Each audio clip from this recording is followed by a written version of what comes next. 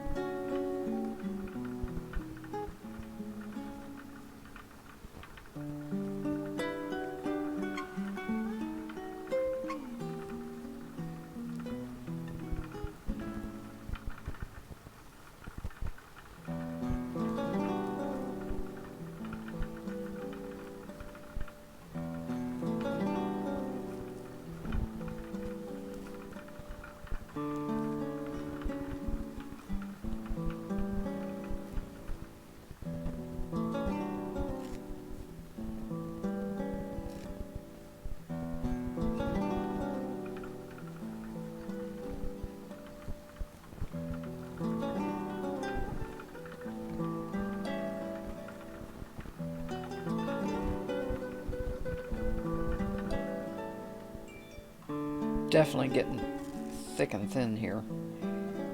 This textile is even spinning thin. But good and fuzzy.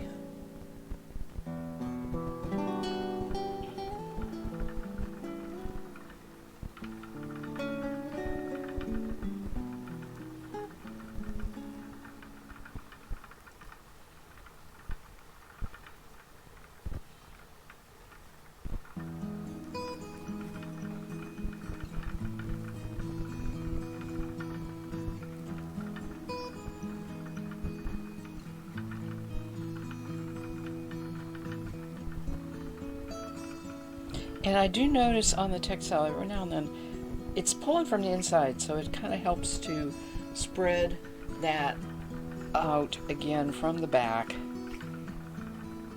Open that roll log up. It's, in other words, it's all climbing towards one area, and you don't want that. You want to spread it out.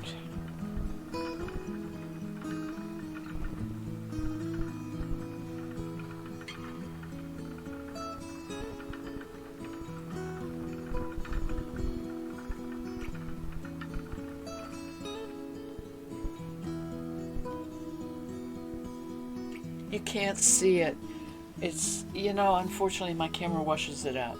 But it is fluffy, it's a little bumpy, it's got sparkle, and it's going mostly white with sparks of a little bit of this dark fawn alpaca.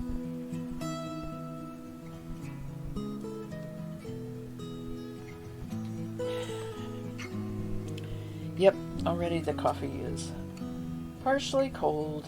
Now this is one that's really, really thick. And I'm going to experiment a little bit here. This is coming untwisted. Besides I am going to just do a little bit of pre-drafting here. Don't usually pre-draft a roll log, but it is just, it's real compacted.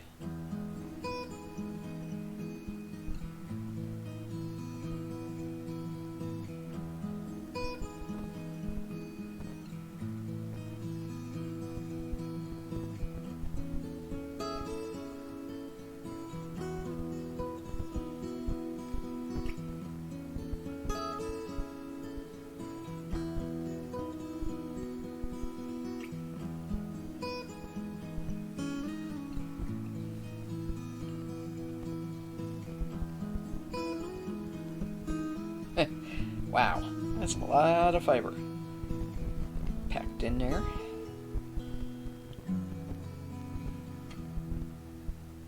It's almost making it almost like a pencil roving because it has that twist of the roll log to it.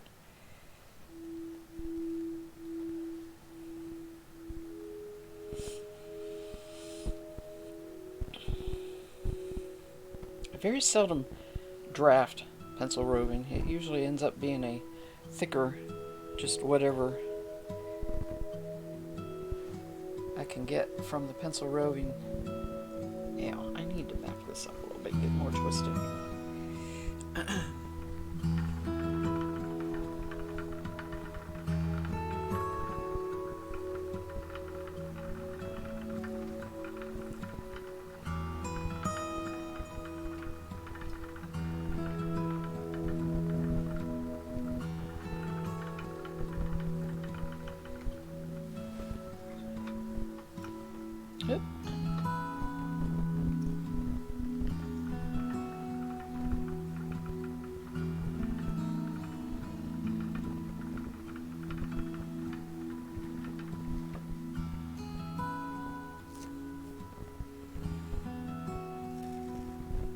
See, I don't mind when this short fiber gets caught into the twist and everything, but when it's laying on top like that, now it'll get locked in with the, definitely get locked in with the plying. Hi, Kays. Good morning.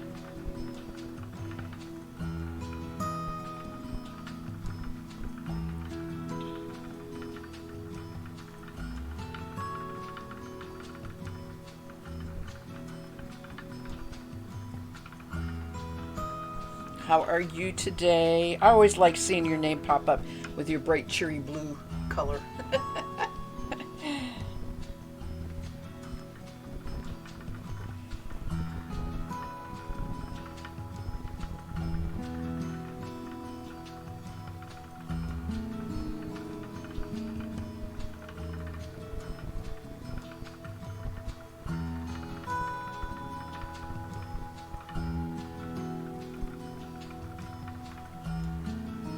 Even pre-drafting this one, it is not wanting to flow out very evenly or easily because of the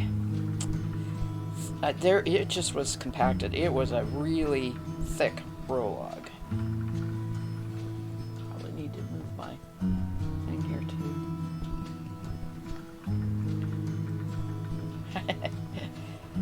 too. It's early in the morning too for me. I mean, it's 10:30 my time or 11:30 my time, and I say that's early, but not really. I move slow in the mornings. I always have, because I worked second shift. I didn't have to go to work till 1 o'clock. I'd be, getting real busy about this time, getting ready to go to work. But now that I'm retired, it's just a nice, easy time in the morning for me.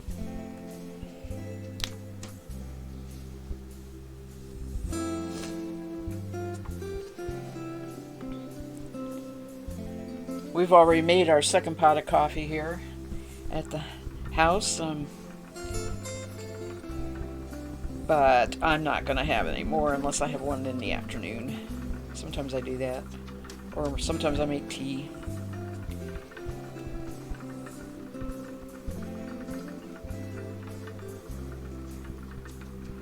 Do my coffee drinking very early. I got up at 5 this morning. Alright, that's real thick. I don't like that.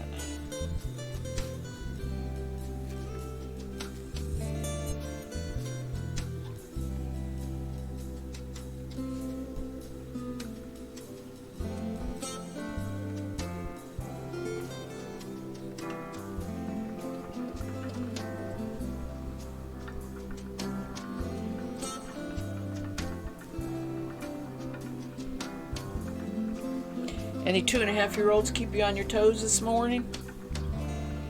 I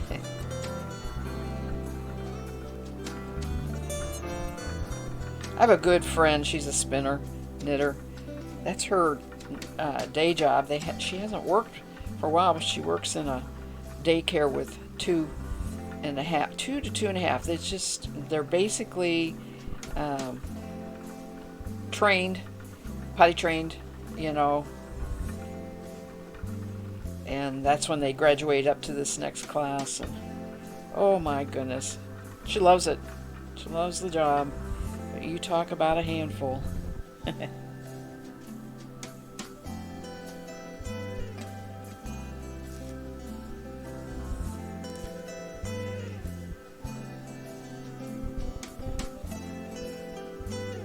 I must be showing my age. Don't got it in me anymore.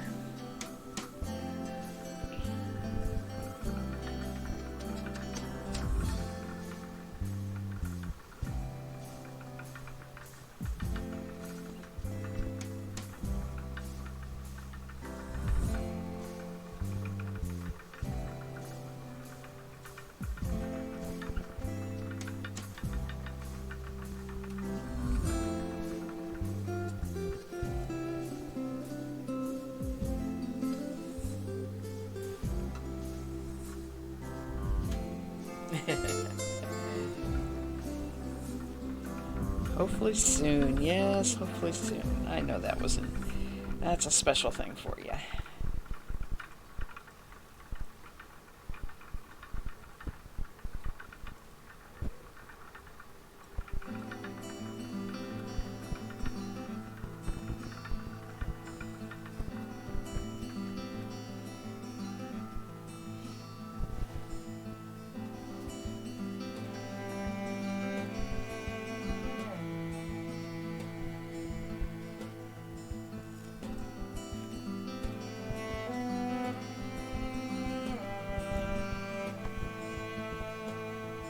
Oh, that's kind of a bouncing around schedule, but you're right.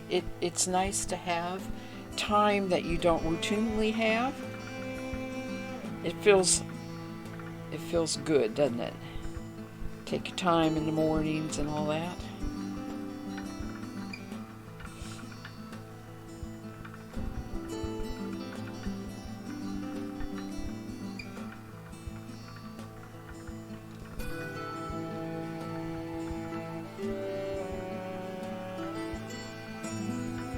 This is 100% alpaca right here that I have. The other is a wool alpaca blend, but this alpaca is so slick. It I have to really slow down my treadling um, to keep it a little thicker, or it'll just go thin, thin, thin, thin, thin, real thin. I don't want that because the rest of them that I'm putting it with is not very thin.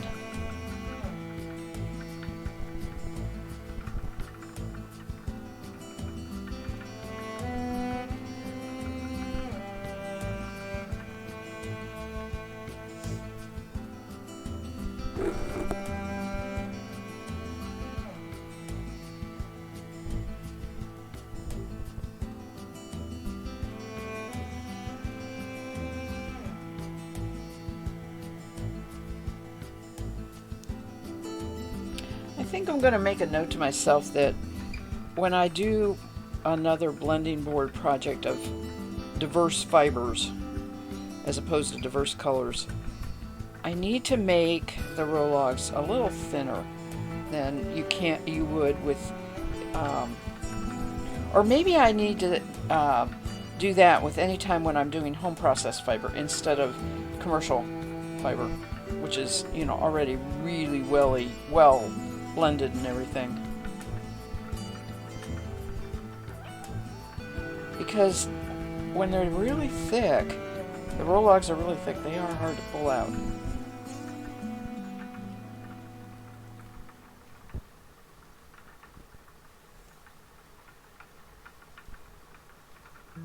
Okay.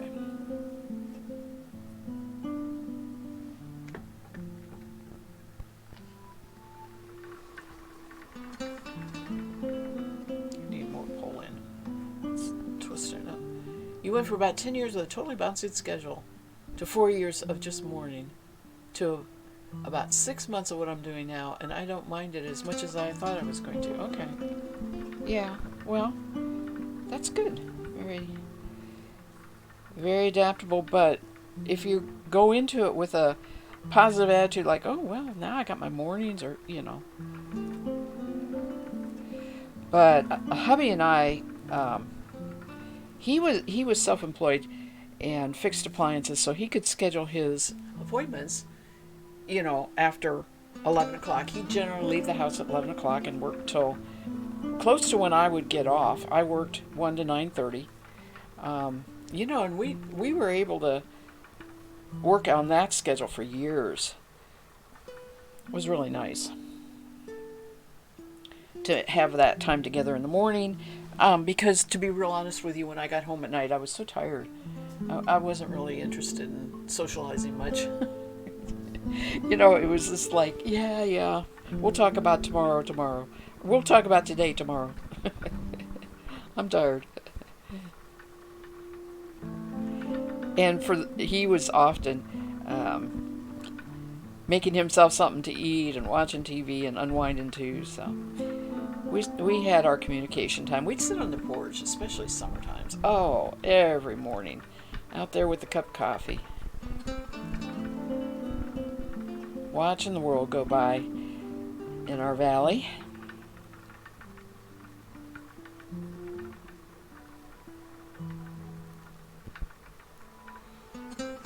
But see, that you say you have time to sleep in, and that's nice, and I agree, except that I cannot change I mean, even working second shift, I was always up by 6:30, 7 o'clock. I can't sleep later than that.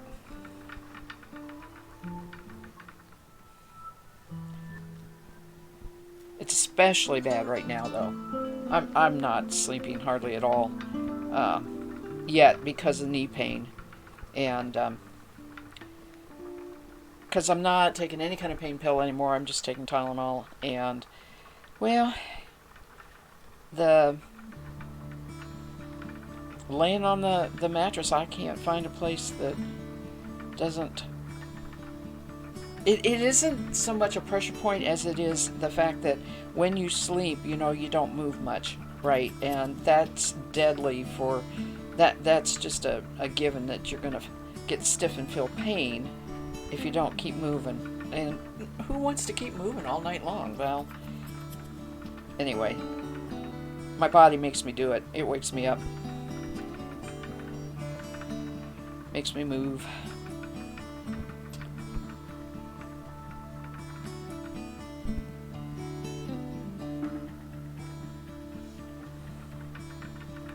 That should, I probably got another month of that.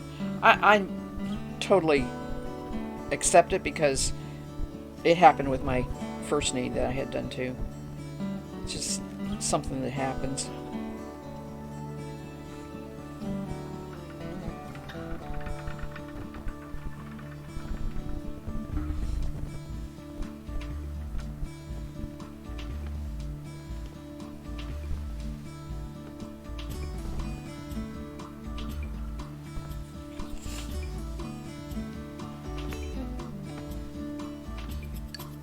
Gonna switch to water here now.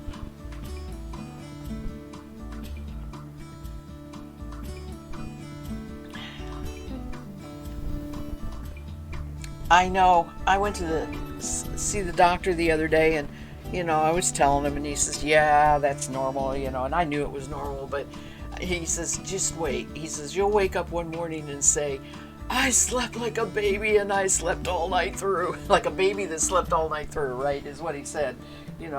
When when as a parent you get that wonderful blissful feeling in the morning that, oh, the baby slept all night through.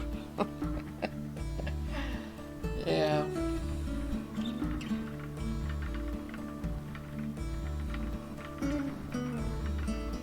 And he's right.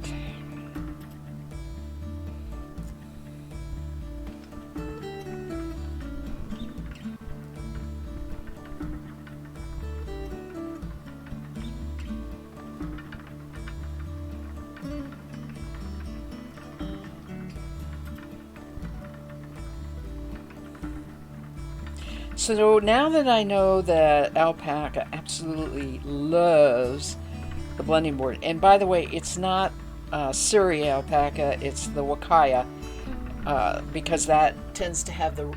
Surrey has a long one too, so I suppose Surrey would work on the blending board, but Surrey tends to have curl to it like a corkscrew, and I think that might have some trouble opening up,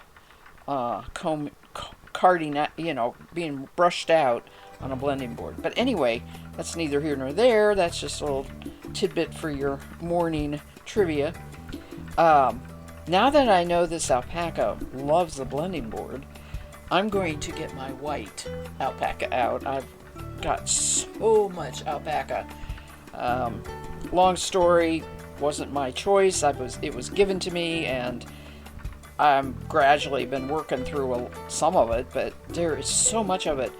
And now I know I'm going to get the dye pots, dye that white alpaca, and do lots of fun with the blending board. Alright, now I have another really thick roll log here, and I'm going to show the difference. Oops. This one is really, really thick, and this one, and the thickness is because of squishy. I can feel it all inside there, and this one is nice and not thick. So I'm going to go ahead and sort of pre-draft this a little bit. I don't normally pre-draft roll logs. I only do it when there's just a whole pile of fiber caught up in the middle there that I want to keep linear instead of scrunching up towards the end. That's what I'm doing. Why I'm doing it.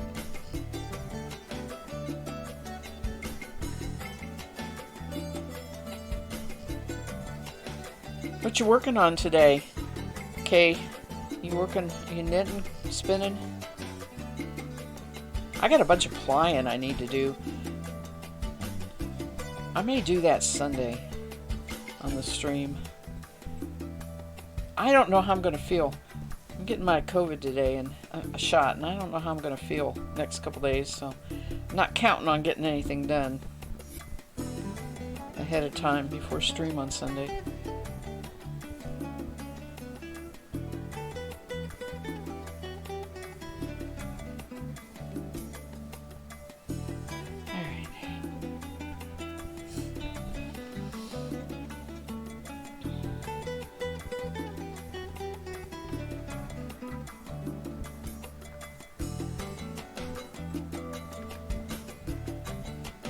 Got some bossa nova going here today. It's nice. Nice spinning music.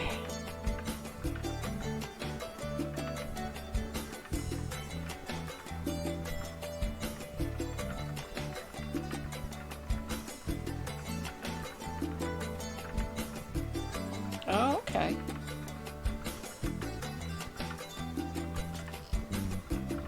That sounds intriguing. Hexie puff, huh? Do they puff because of how you knit them? Do they puff because you stuff them? Or is that just a name?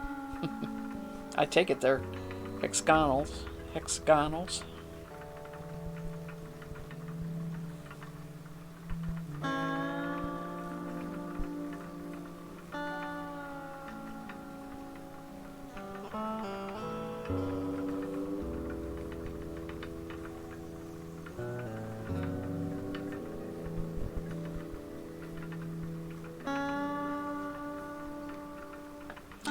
Getting thinner than I want. I don't want it that thin.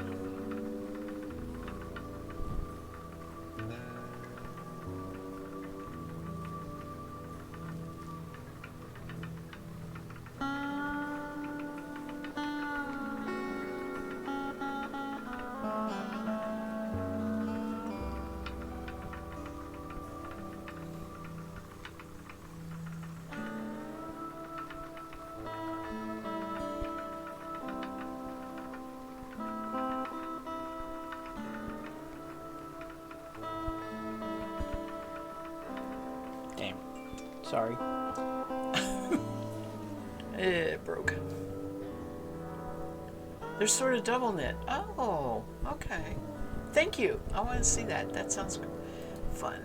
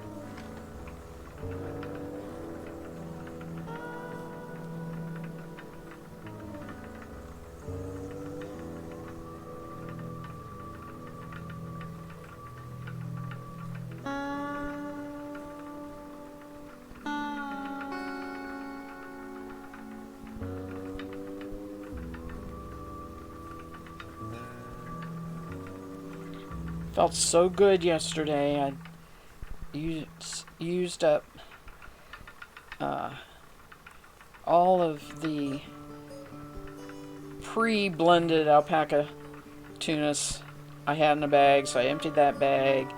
I used almost all the alpaca. I put 2 rolls of carded fiber into another bag. I have another form of this alpaca tunis to spin. It was combed with hand combs, and I just put that in there to alternate with the comb top.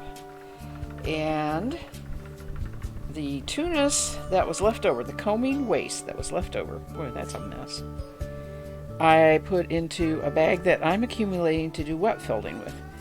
And oh my, I have all sorts of fiber, all sorts of colors, all sorts of everything in that bag. It's going to be an interesting felting, making flat sheet, maybe a picture with it. Anyway, I emptied those 3 bags. This will get spun up. The other one, tunis alpaca, will get spun up. And I can say that project is officially done. It's been hanging around for years.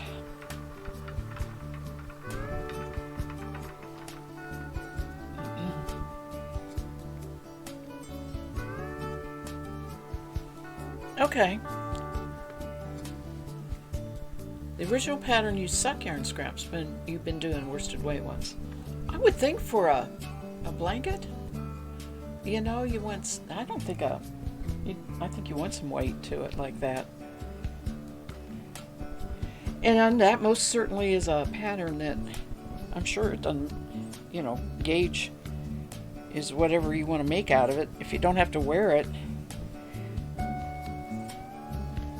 and you certainly don't with a blanket.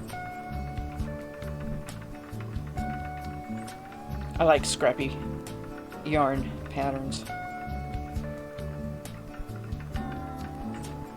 And that's not just because I knit a lot and I have a lot of leftover yarn. That's also because sometimes I spin a very limited amount of a yarn, right? And so I may only have 60 yards or less. I almost said inches, and I knew that one right. Yeah, I may only have 60 yards or less in that, what I spun. So I need uses for that too. And the scrappy patterns are good for that.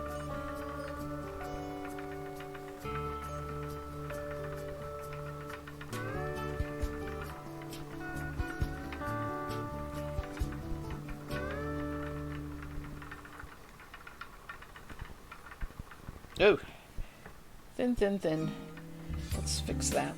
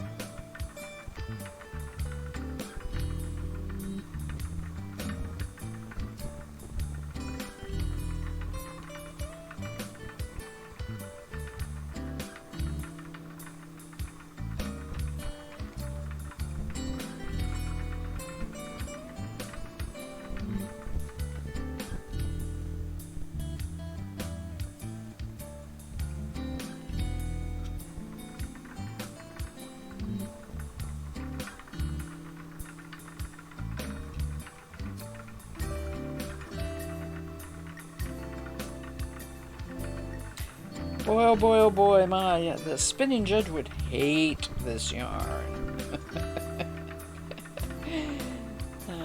This is a yarn only the spinner can love, right? I promise you, it's going to be really pretty knitted up.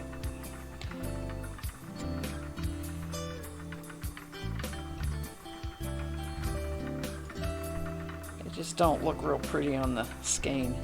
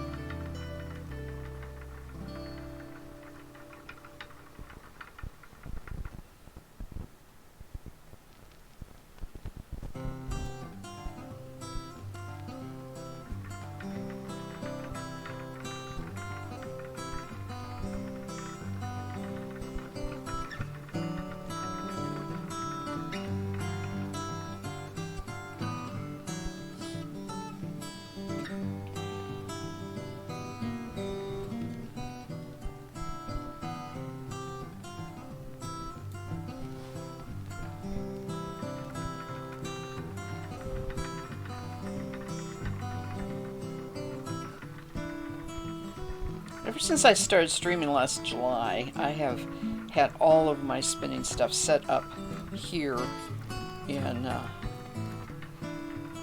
I'm getting the hankering to set up my other wheel in the living room so I can watch TV or spend it evenings or whatever and be with my husband. I don't know. The living room's pretty full. But, you know, that's going to be essential when Turtle Fleece comes on, because I always watch Turtle Fleece. And that's on a TV. I can't watch that on my computer. Or at least I don't.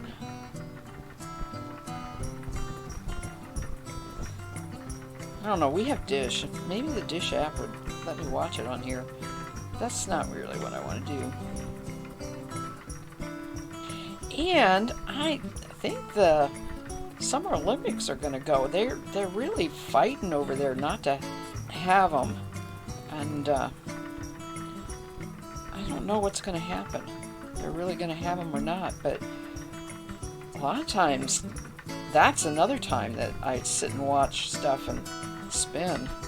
I could conceivably get back to spinning every day between the Summer Olympics and Turtle Fleece, and then, you know, I've only been spinning when I stream. I kind of miss spinning every day like I used to.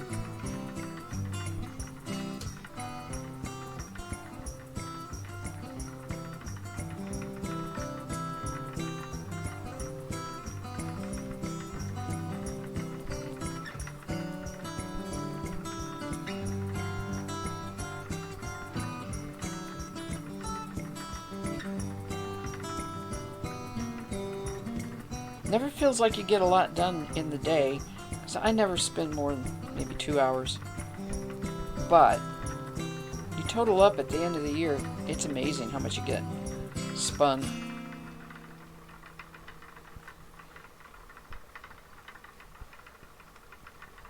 My problem is it's never the same fiber, so, you know, I can make a sweater, right? I mean, I'd have to make the fiber out of, sweater out of different skeins. And maybe different fibers.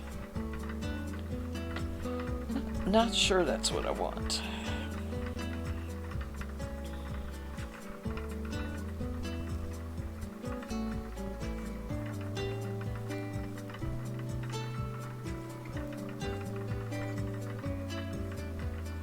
Very different. Jacob is...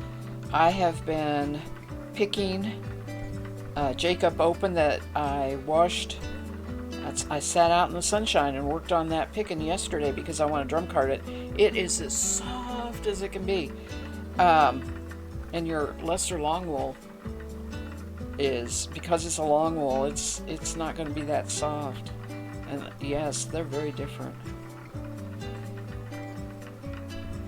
I love the Jacob. It's got very distinct 3 colors, but I've worked with Jacob before and I've kept the colors separate, and I'm not going to on this one.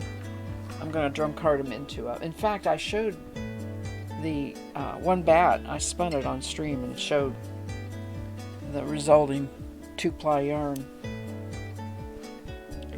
Very modeled yarn. Really nice.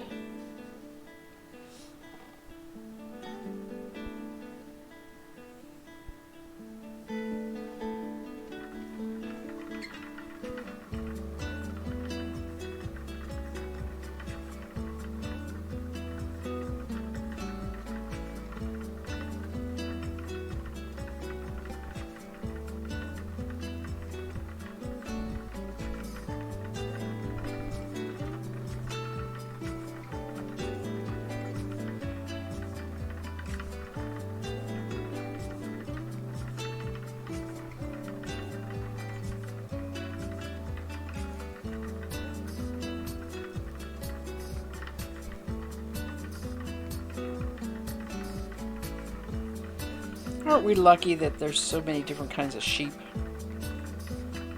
Well, variety is good in any genetic pool. How boring it'd be if we only had white sheep.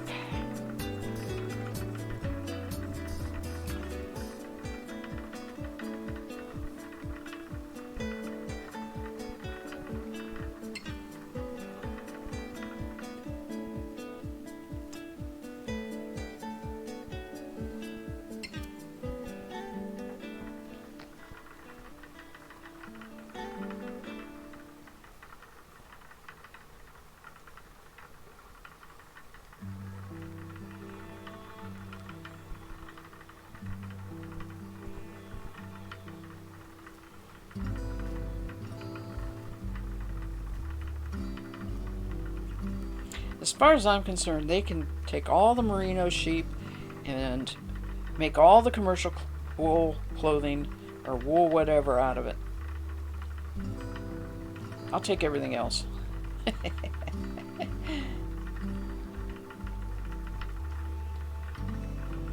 I don't mind merino when it's commercially processed.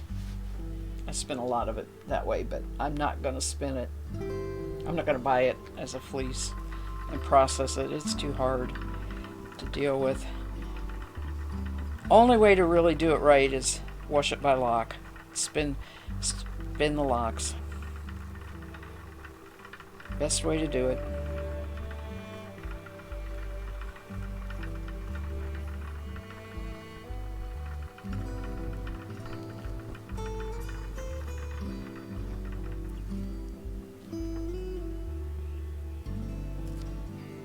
In my humble opinion.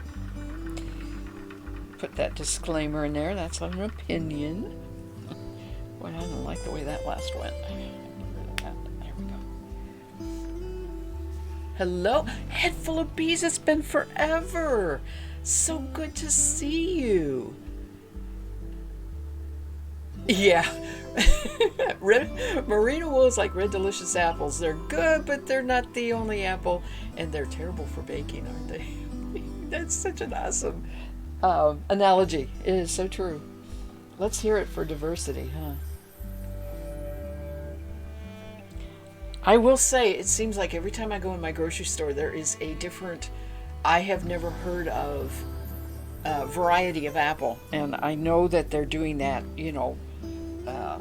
hybrid grafting and all sorts of things for a reason, but still, it was like, wow, did we really need that?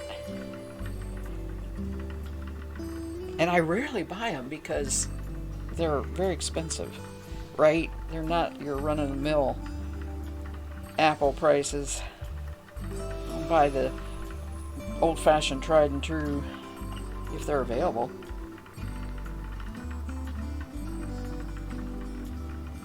Oh, yeah.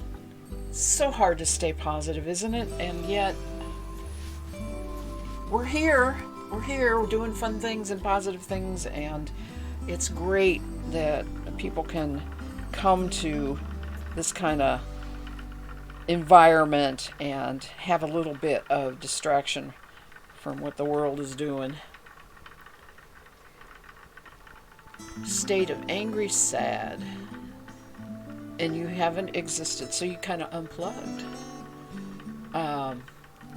So that's good. That's good.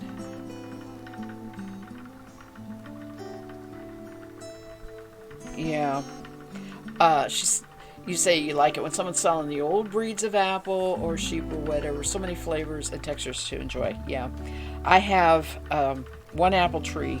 My orchard is 30 years old, and most of the trees are defunct. I mean, they don't produce. They can't really withstand the weather, and I'm to the point where it needs, the whole orchard needs to be replanted, and we haven't really established how exactly to do that. We need other land area, right, to plant the kind of orchard that I have now, but is not doing well. But anyway, I have one apple tree that is called Arkansas Black, and it still produces every year.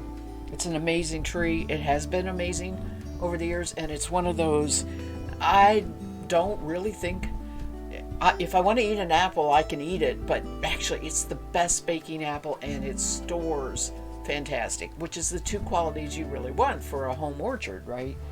So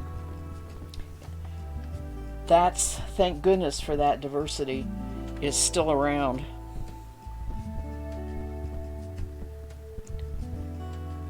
Yeah, what happens is the tree gets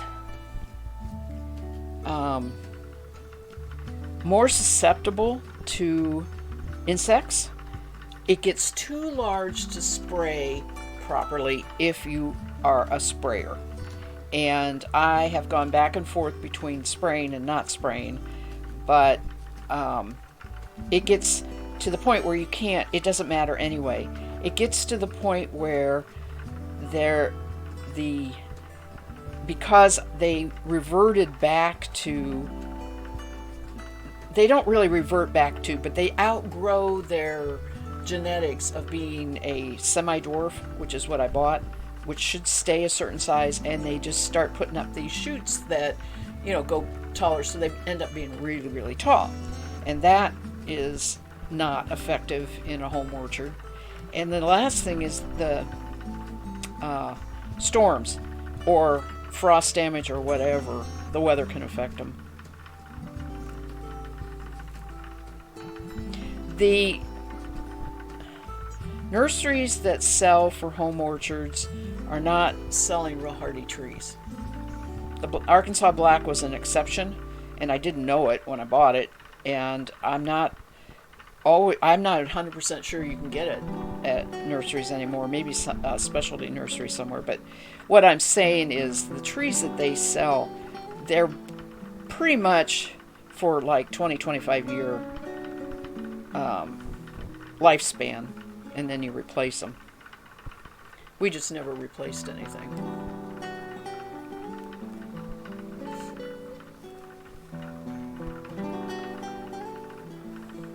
In the heyday, I had peaches and pears and apples and cherries, and that's a total wrong order. I would get cherries first, peaches next, pears, and then, well, apples and pears depending on which tree.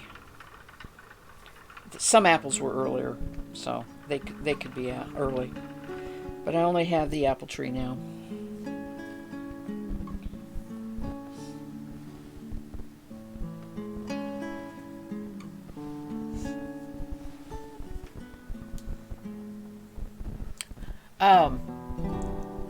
Are you spinning? Well, you took your sabbatical from the internet. Did you get more done? Did you get other types of projects done? I like sabbaticals. I'm very fond of sabbaticals. But usually from a paid job, not the internet.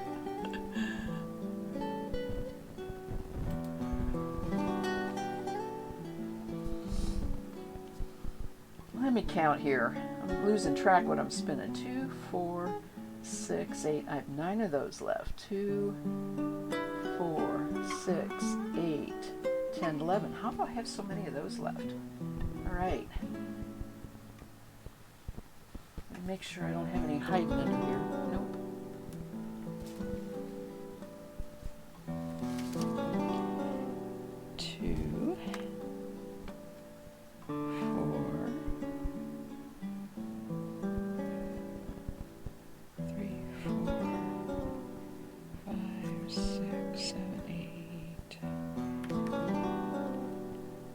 Okay, so I have the least of these. Oh, you can't see that, it's not on camera. Posture check, thank you, Miss Crafty. Let's see, I'm gonna scooch back a little bit in my chair so my back is more supported on the chair. That's one thing I need. I also need to take a finger break here. I've been, and it's not quite an hour, but that's all right. So you've done a bit of spinning. Bought some hand-dyed, combed top and bats from a friend who needed to destash. Oh my goodness, a destash sale. And I just drafted and spun a little Romney Corriedale that someone sent me in trade. Nice. Right now, Miss Crafty, this is a roll log made on the blending board of Tunis wool, which is the white, and it looks like that. And then there is a fawn alpaca, that's 100% alpaca, and then there are roll logs that is a blend, and that camera really washes it out, but there's some sparkle in there too. There you can see a little more of the alpaca in there. Okay. I think I answered your question. The wool is a sheep, Tunis sheep, and the alpaca is an alpaca. You know, llama and alpacas originally from the Andes. Let's see.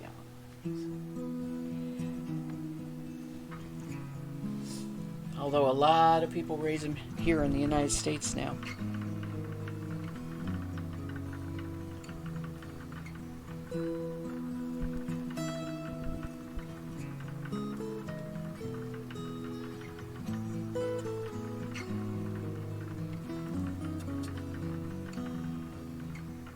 No, I don't. I buy from shepherds. I let them do the hard work and just enjoy the benefits of their labors. And so I purchase all of this.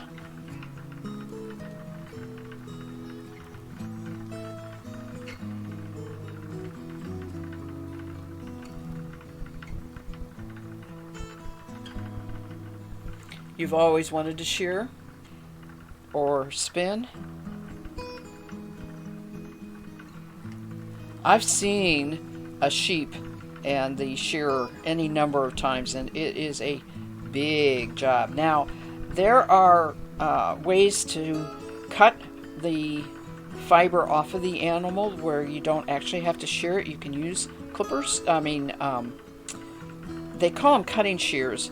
They look like really strange looking scissors, and you can tether the animal, sit down beside it, and trim it off that way, which would be so much better, easier, because when you actually shear a sheep, you have to lay them on their back and go zzz up their tummy and all that, and it's a heavy job. It's a hard job. Yes, yes. Angora is a perfect home fiber animal. It really is. It can be a pet. You got to watch it, keep them under supervision if they're out of a cage, because they love to chew on anything. So you got to watch that. But other than that, if they're used to being brushed and handled, from when they're younger and all, they're so docile and happy to sit on your lap and have that happen. It's a very good choice for a fiber animal, for any kind of environment.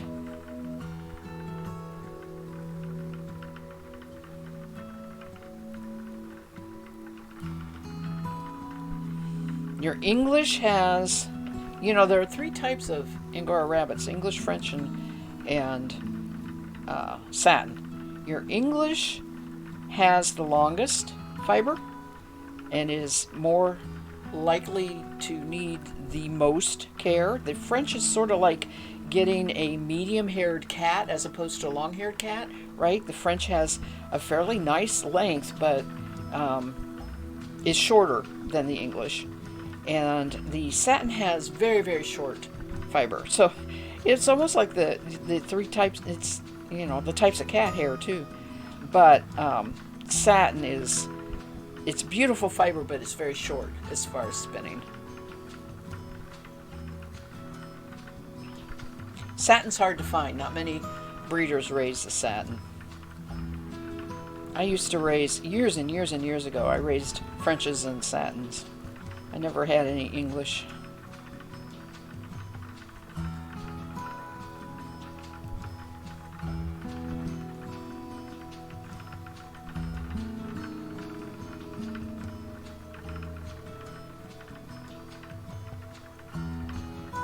Headful of Bees says, I've been trying to get the hang of hand cards and I've been doing better. I don't make a total botch of my last attempt, but it's slow. So I ordered a Lewitt Junior drum carder. I'm excited to have it arrive soon. Yes. Yeah. Hand cards are awesome for sampling. They're not, you know, they're very portable. That's another thing that's nice. So, if you're doing a sheep to Sean or whatever, hand cards was pretty much all that was available for many, many years. But they are slow. They're very slow. I'm glad you're learning that. Have you did you get your own fleece, and what kind of fleece were you working with on your hand cards?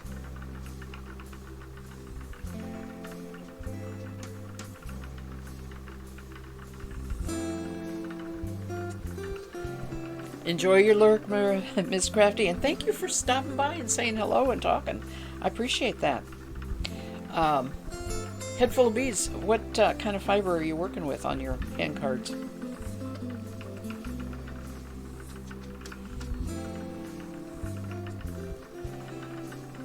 The thing about cards and the drum carder is you have to watch on very, very your long wools. You might have more trouble with hand cards and a little less trouble with the drum carder, depending on if you have not too fine teeth. You don't want real fine teeth for long wools. So, you have to kind of watch what kind of fiber you process. It's not all fibers can be processed on all tools, unfortunately.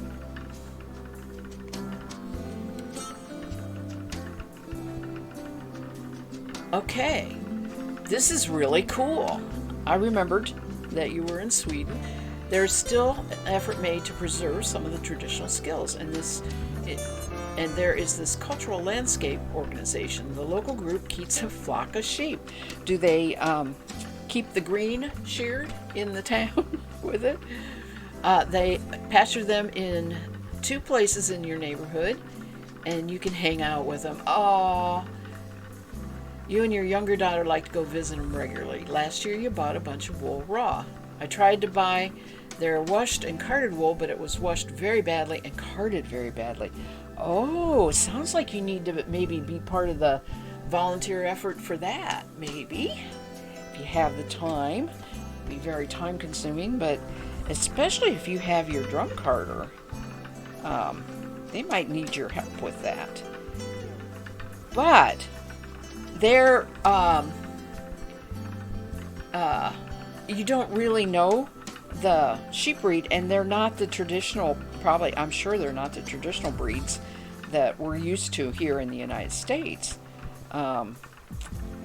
They might be, I don't know, trying to think what I saw that one time. Anyway, if you know a breed's name, that'd be great. I wanted to say Scottish Blackface, but that's not what I'm thinking of. There's a breed I saw one time associated with Sweden. I don't remember what it was.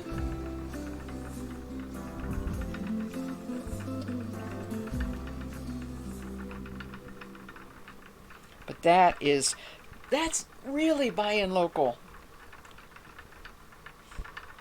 The only way I buy local is, I've got fiber up my nose, is to go to a fiber fair that's, local to me. And of course, I run into people who I had no idea they were raising sheep. Not that I know them, not that they're my neighbors, but what I'm saying is somebody I bought from 2 years ago, because we didn't have any last year, was raising Icelandics. I was like, oh man, I didn't know there was anybody in the area raising Icelandics. So Finuli is fine wool. I have a bag of black. Oh, that sounds wonderful. Is it soft? Soft, and it could be, the Jacob wool isn't really black, but it's very soft and it's a deep brown. Oh, fennel, fennel, fennel, fennel. I will never come to Sweden, sorry. Oh, that's cool. I'm writing it down.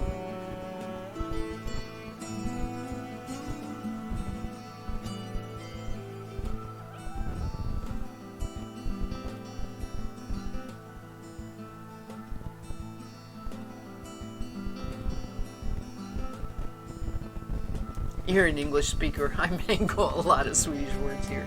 Yeah.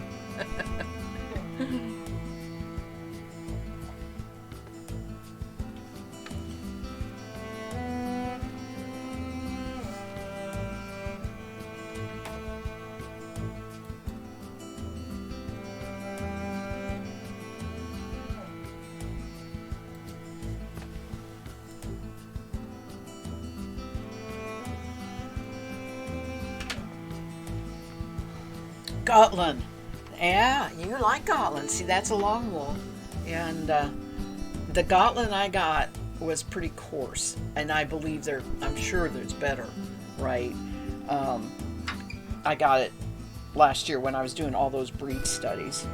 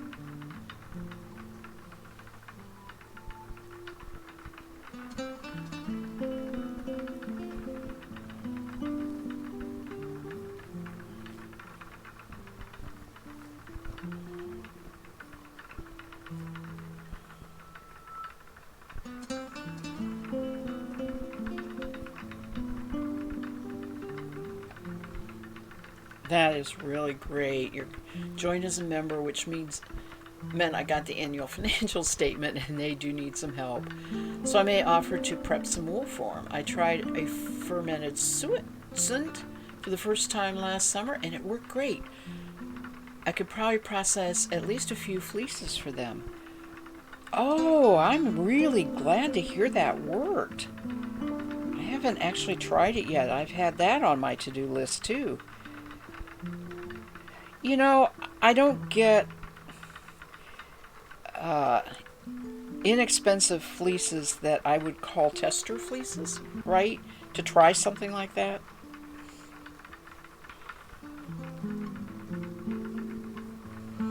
Here's my one question. How, after you did the process and it, fermented and everything, and you washed it, did you wash it in warm, hot, cold water? Did you use detergent? Was the smell a problem, or did it just wash away? Or was there no offensive smell to it? I have lots of questions. That's really, really cool that it worked.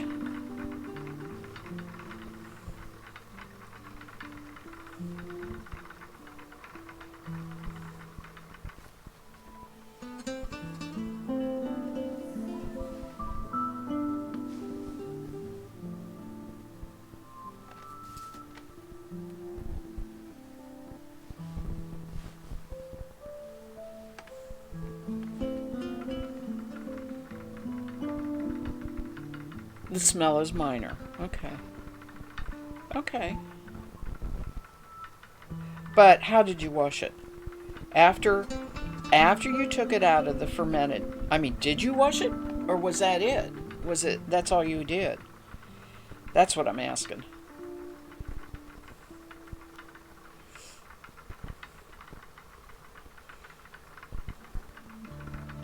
See, I can see it being worth processing fleeces that way if you didn't have to then go ahead and wash more.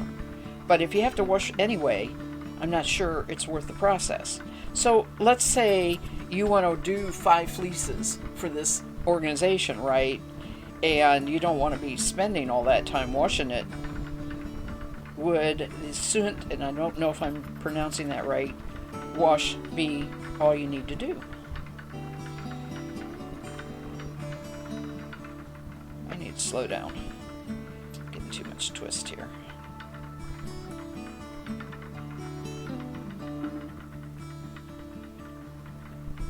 Yeah, okay. You did the fermenting in a big tote in the communal garden, then I dumped out the soup. Then I rinsed it with a garden hose water. No soap, all cold. It did a great job, really. Yeah, I agree. Low effort and being able to do it outside, that's what you needed out of the process. Because I think my neighbors will object if I try to wash raw fleece in the communal laundry room. Oh, yes, I'm so used to having my own. Yeah, I have my own. The only thing I use my washer to spin when I wash the fleece in my sink. I put it in a mesh bag and I use the washer to spin out all of the excess water so it dries faster. So yes, awesome.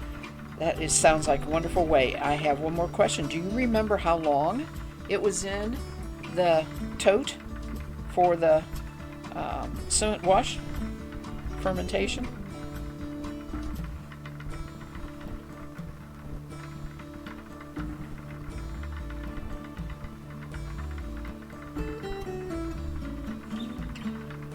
So I have one additional step that I'm thinking about trying. I have black walnut trees, and I save the black walnuts and stick them in water and take the black walnut dye off of them. Okay, and I'm thinking that if I did the Sunt wash, rinsed it, stuck it in the black walnut dye, leave it outside, not boil it, right, for a period of time, and then rinse it really, really good. All cold water, the whole process, and then see 2 things. Will the dye take? It should. It's natural dye. Does it need to heat up? Maybe with the sun? Probably. Would help a little bit. Can I do it with the Sunt wash? I don't think so. I think it needs to be 2 steps. This is the way. This is the way I always do any kind of project, right? 100 questions and then try to answer them. I followed some directions from the internet. I think they suggested 7 days. I left it a bit longer. It just seems like it needed more time. Okay. Well, you got me psyched. Try this summer. And now that I think about it, I think that was the other thing. I haven't really quite figured out what to do it in. I was going more for a metal wash tub type thing, but you really do have to close it up, and the container is a good idea.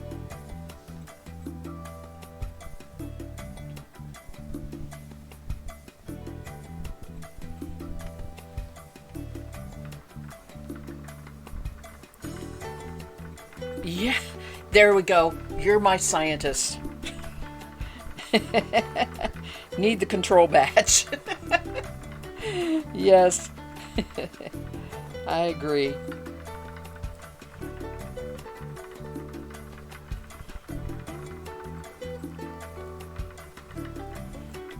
Try it both ways.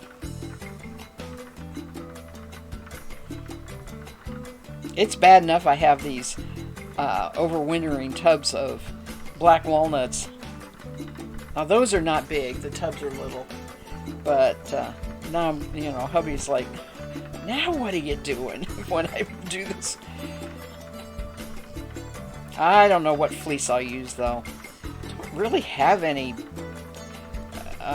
fleeces I want to experiment with. Already, I bought them for a reason, right? So, I also don't have an open kind of fleece. If you, most of what I have is pretty lock intact, and I would think that a fleece being more open would work better.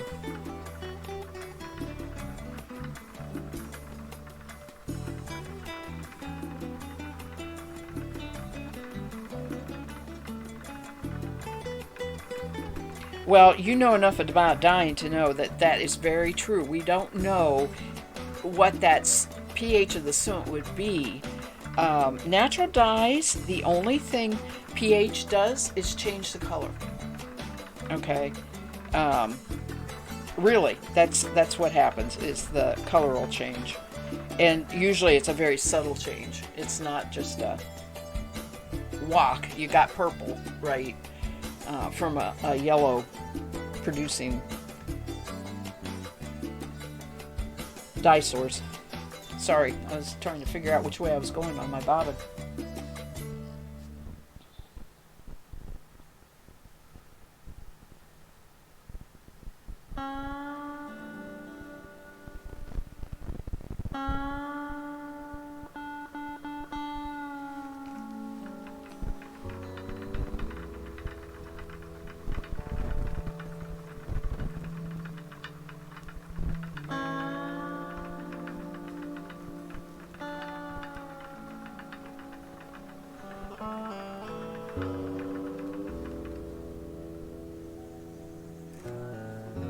So, since you have the same kind of experimental brain, I'll tell you what's going on here with these Rologs.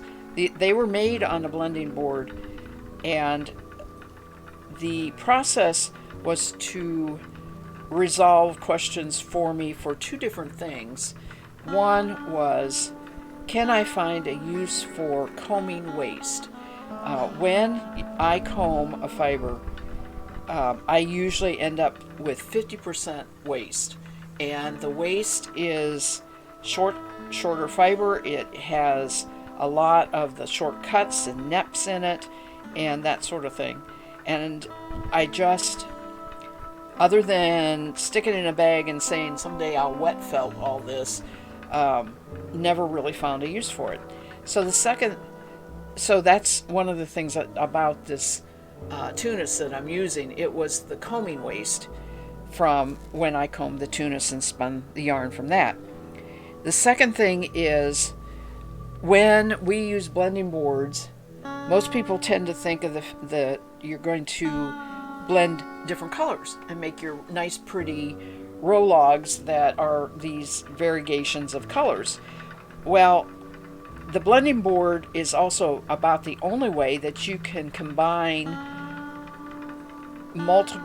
two different staple length fibers.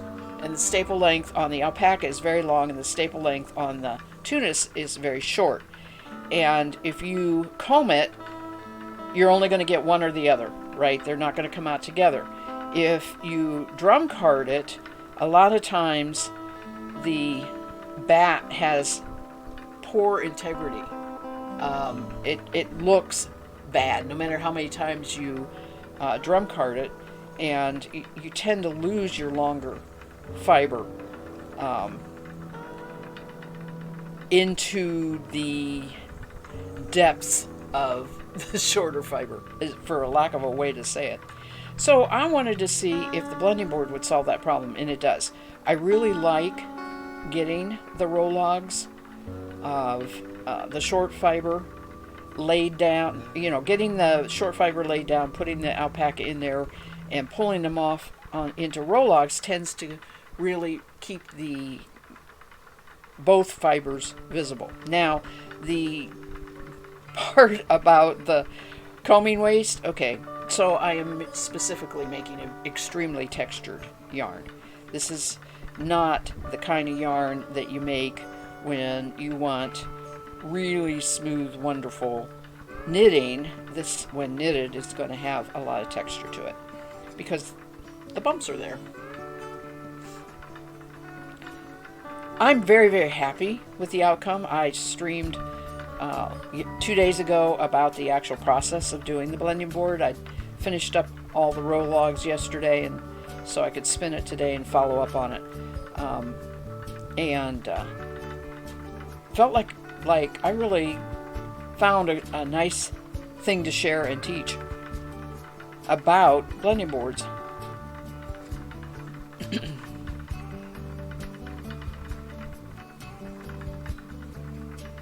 For the most part, I'm trying to pull this as a woolen. It's not 100%. It's semi-woolen because it's not a true woolen draw. Veggie, hello, hello.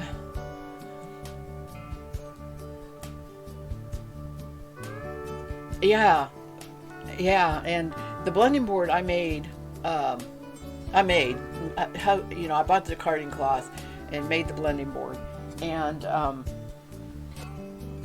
hubby helped me a little bit with getting the wood and everything for its base, but it's been a very interesting experiment to show that you can blend the two different fiber lengths in the roll logs much easier than you can with carding or combing. How are you, Veggie? Glad you stopped by. I tell you what, you're just there all the time on Snoring Cat. I use her to try and get to sleep. I have been having a terrible time sleeping.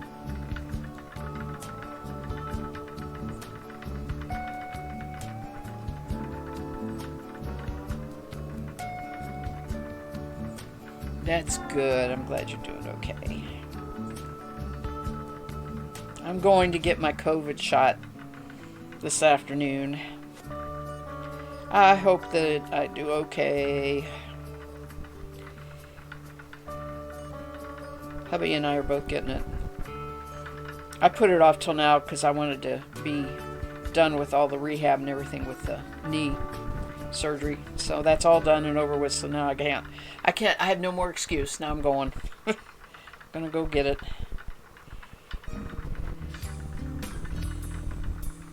My mom got it 2 days ago. She did pretty good. She was sleepy yesterday, but on the whole, she did really good. Happy vaccine day.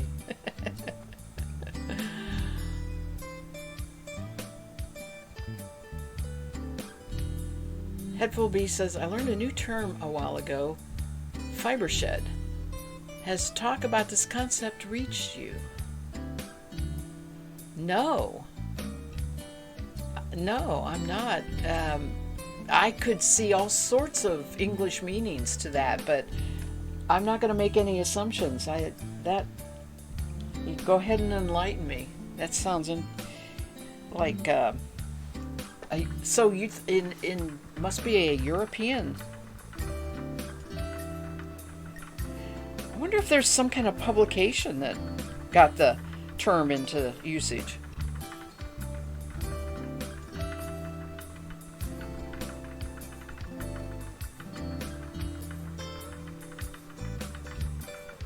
Anybody else in chat heard of the term fiber shed?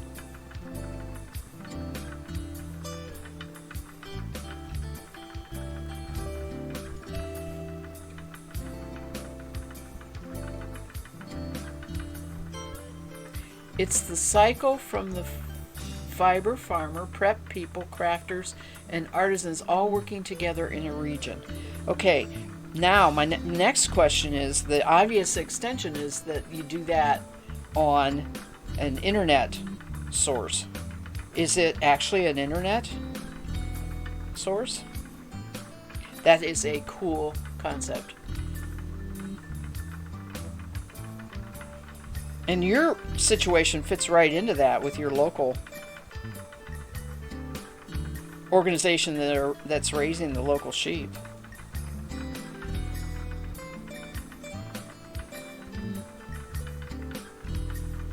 Fiber shed.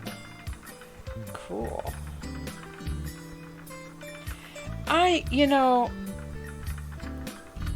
to be honest with you, it's exactly what happens at what we have as fiber fairs, and they're always yearly, once a year, and there's always people who have fiber that has been raised. They actually start from more of the beginning. There are people who are selling the animals for breeding. There are people who have fiber from the animals. There are people who are mills that will take the fiber and process it for you. And of course, there are customers there buying it. And there are always people who are selling yarn. Now, sometimes, or most of the time, the yarn is commercial. Sometimes it's breed specific, like you can buy Blueface Leicester sock yarn, something like that. Sometimes it's always wool though, right? No acrylics, right? It's always at least fiber related when they put it in the booth. I know, it does sound. It could. Definitely no one local wants to take any of what I produce. Too weird. Definitely no one local wants to take any of what I produce. Too weird. Now, I mean, okay, that's your experience. I disagree. When even online, when I bought the Jacob, they were in my same state, here in the United States. I can't go 100% local because there actually is nobody raising sheep near me anywhere. And there's a reason for that. There's a lot of, they're not hardy here. There's a lot of predators, and we just don't have the market, for commercial wool and lamb and mutton. But I extend my idea of local to include a 3-state area, basically states that I can travel to comfortably in a weekend.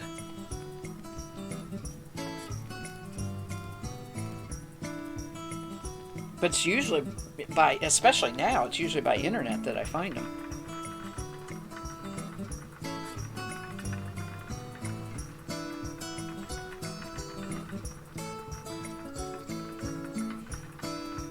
There is a website. There's a website, okay, fibershed.org, that can tell you more. I think they might be just for Michigan region, Fibershed, but maybe they represent one in California too. Okay, so they're probably divided by regions. Yeah, that would make sense. That's how they can keep it locals helping locals. I will say there is one lady, she has never used the word Fibershed, but she is a central link in just that concept. She's in Arizona, and it's her own private business. She raises Tunis sheep. She might have the occasional other sheep, but she raises Tunis, and she travels all over the state. She says anything within what she can go in a 2-hour drive, visit the farm, and be back home with a 2-hour drive, and buys whatever that breeder has as far as sheared wool. She buys the raw wool and she takes it to a mill, and she has a local mill, and they produce the fiber. It looks like this. It comes here. Let me park my yarn. I've bought quite a bit from this. It's Arizona Tunis. I have bought quite a bit from them. It's it comes what looks like your this is roving roll of a yarn, and it's center pole. The mill makes it center pole like that, and it is so pretty. But anyway, she has had, I bought just recently, I bought her Tunis, which is not the Tunis I'm using here, but I bought her Tunis and a let's see, what all has she had here, because I've been using it for the Shave 'em to Save 'em passport. What have I bought from her?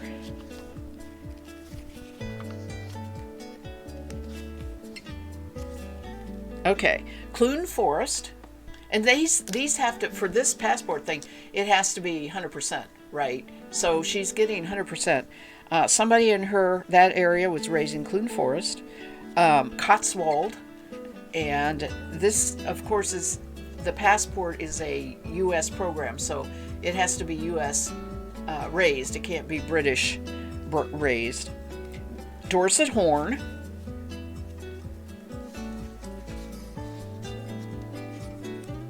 Leicester Longwool, Lincoln. Those were two separate ones. And Tunis. I mean, and Southdown. I mean, she has been a wealth of a variety of fiber, and she is doing the whole process that you are just talking about. Well, I know how to guarantee roving barf. I'm laughing, veggie. Yeah, it sometimes does that, and I just keep taking a little bit out, and it works out all right. Anyway, fiber shed. That's really cool. We're doing it, and we didn't know it. Some people are doing it.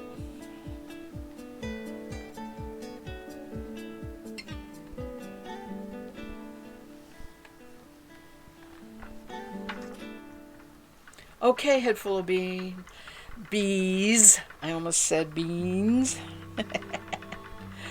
The family needs dinner. Oh, it has been wonderful to talk to you again. Don't be a stranger.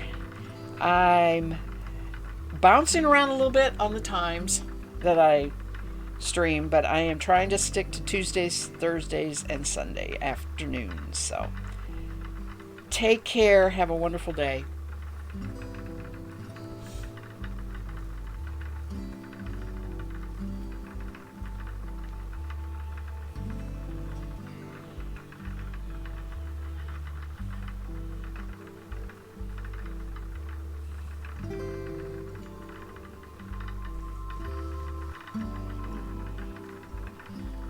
By the way, this I am bouncing sort of in no particular order between two different versions of the Tunis wool and the alpaca.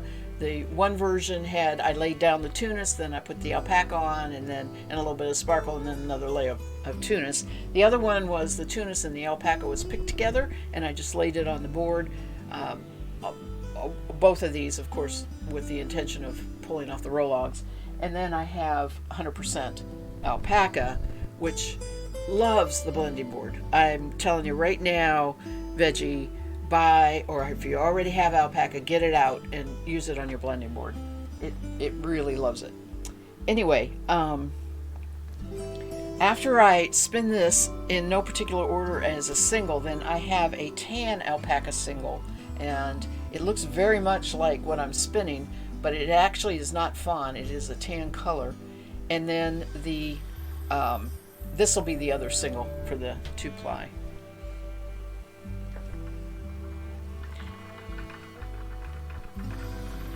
And the roll-logs are made out of what I had as comb waste from combing the Tunis. So it has the slubs in it, and I'm making a somewhat intentional slubby yarn.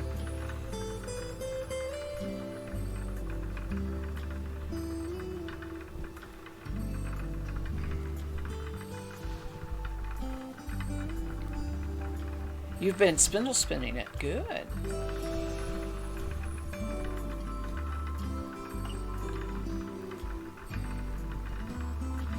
I need to get my support spindle out and start practicing. I am terrible at it, and I bought 4 ounces of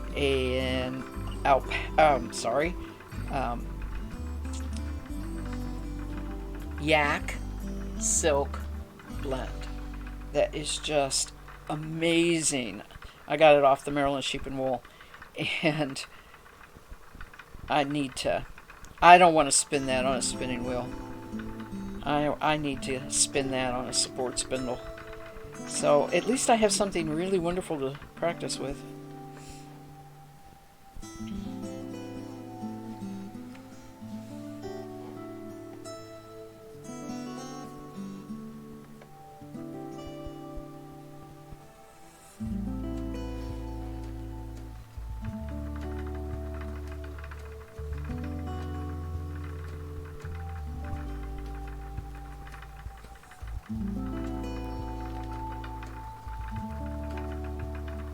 And I am not going to get finished with all of these because we're going to have to... I was really supposed to call it quits right around 1 o'clock.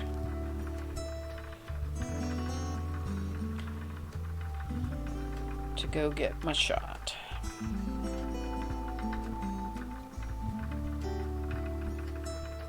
Time really flies when you got people to talk to. It's lots of fun.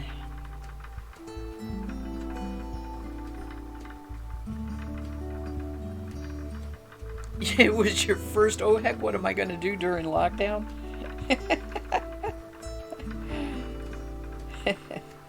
Well, you picked a nice blend. Is it a good wool? Is it nice soft wool?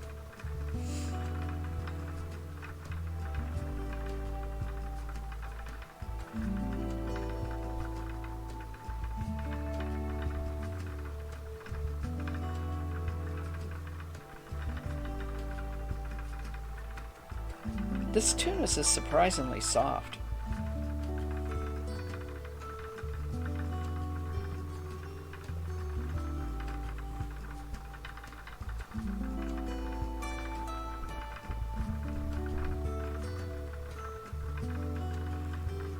I think I got it many years ago local. It was in a project bag that I started with this blending with the alpaca a long time ago and wasn't happy with anything I was doing with it. So that's why I finally said, I didn't even have a blending board when I started this, and then I had to get the blending board. Go ahead and make that, and I was like, I think I ought to try that. It's soft, good. Yeah, I'm gonna dye it. That's what I was saying earlier. So much of the tan or light colored alpaca, and I think I need to dye that and use the blending board with it.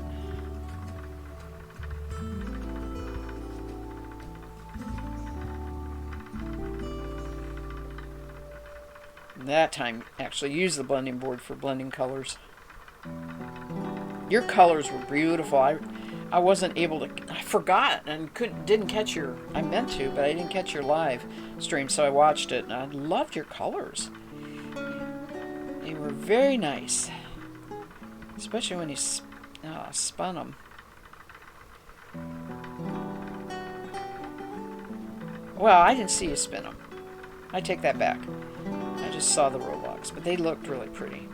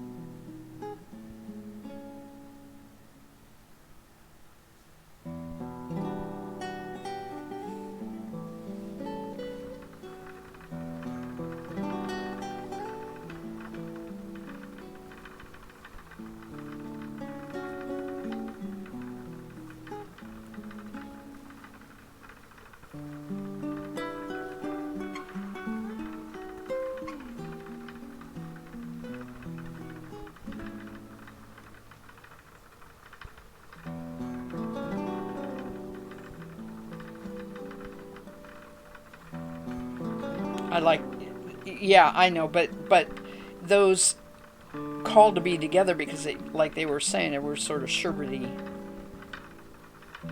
It's a tonal thing, you know. If you ever have any doubt, take a black and white picture of what you want to put together. Then you can really see if they're similar tones. You probably are all right. If it's got something sticking out you don't like in the black and white, they do that with yarn all the time. As far as yarn, picking yarns for, say, a shawl or something like that.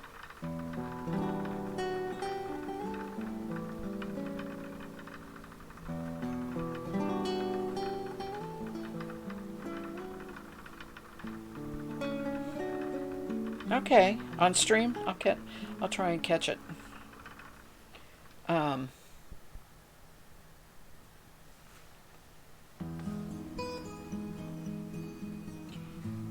I'm more the other way. I have trouble figuring out what to actually use to dye the fiber. I tend to fall back on the same colors all the time instead of reaching out. I had a very, I hated it, orange and yellow phase, where, you know, I was like, okay, I never use yellow, I never use orange, you know. Well, there's a reason. It was like, whoa, I'm yellow, and I'm clown orange. Oh, so yes, I tend to stay with the cool colors. I want to write down fiber shed. Google this. And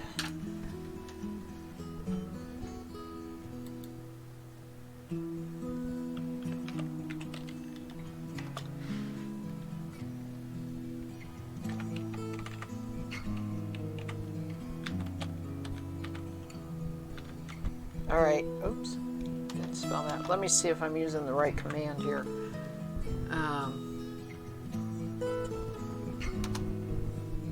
Nope. All right.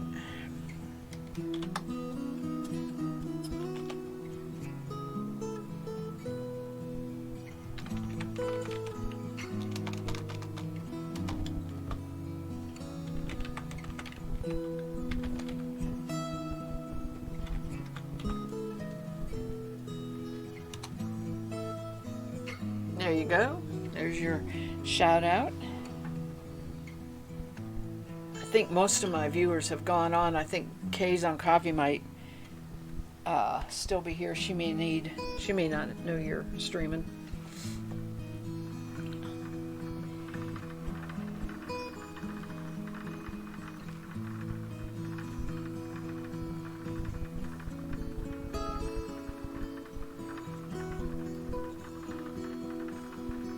You're welcome. We have a fun community here. That is the truth.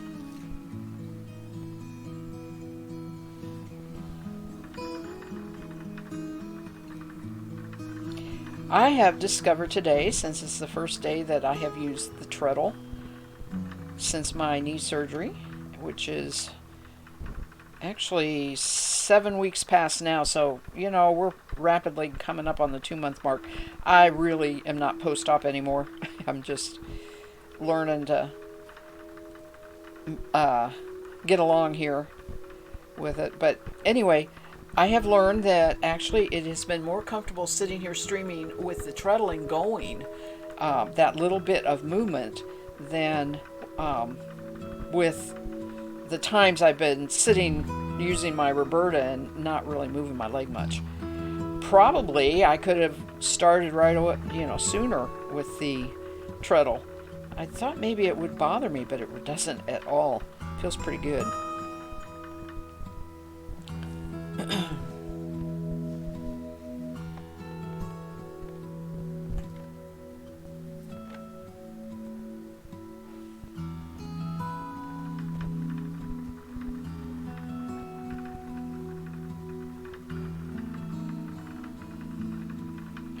I don't know, I so totally lost count on this when I was making these yesterday.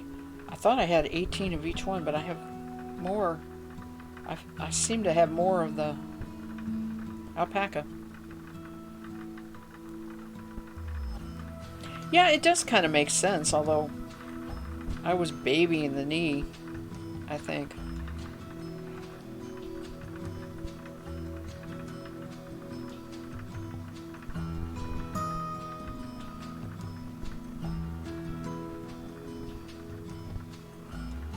Alright, I'm going to call this one my last one. I got more done than I thought. I think there was over 50 of these. It had to be close to 60 of these rologs.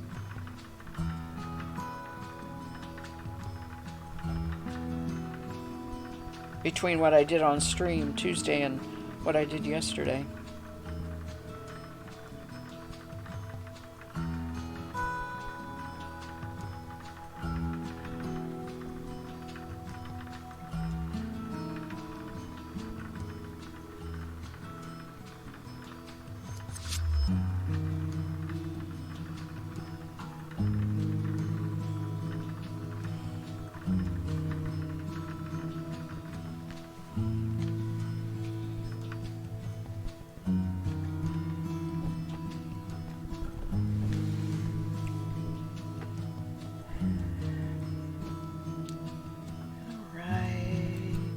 So I don't know what I'll be doing Sunday. It just depends on how I feel after the shot and whether I finish this stuff up. I have a lot of plying to do, and it would be really nice if I could get this ready and have this and my other plying projects to do on Sunday. But I will be back Sunday afternoon, 3 p.m. Eastern Standard Time. Thank you for stopping by, Veggie. Thank you for stopping by, Kay. I really appreciate talking to you. And anybody else that was here, and she's gone anyway. Anyway, been good talking to y'all.